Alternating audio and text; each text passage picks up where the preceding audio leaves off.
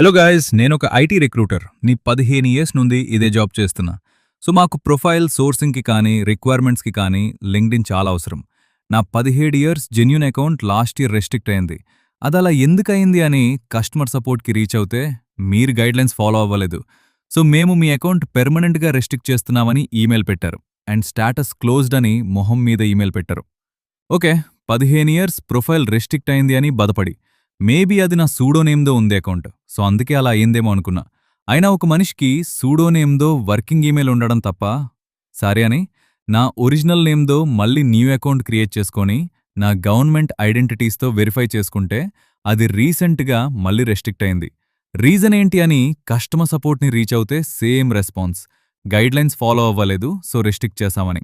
సరే అని నేను నా వైఫ్ అకౌంట్ యూజ్ చేసుకున్నామంటే తనది కూడా రెస్ట్రిక్ట్ చేశారు. సరే అని వేరే క్రియేట్ చేసుకున్నామంటే అవి కూడా రెస్ట్రిక్ట్ చేస్తున్నారు. క్రియేట్ చేసిన ఒక డేలో ఏం గైడ్లైన్స్ వైలేట్ చేస్తాను చెప్పండసలు?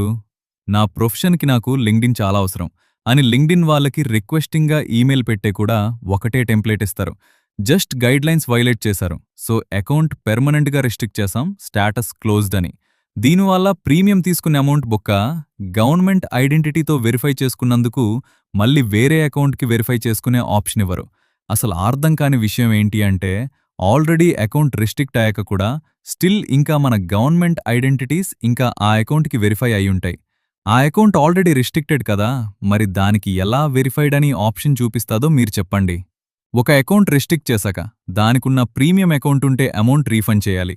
అండ్ వెరిఫికేషన్స్ తీసితే మాలాంటి వాళ్ళు మళ్ళీ వేరే అకౌంట్ క్రియేట్ చేసుకొని వర్క్ చేసుకుంటాం కదా లింక్డ్ఇన్ మావా. నాకిలా అయిందా? ఆర్ మీకు కూడా ఎవరికైనా ఇలా అయిందా?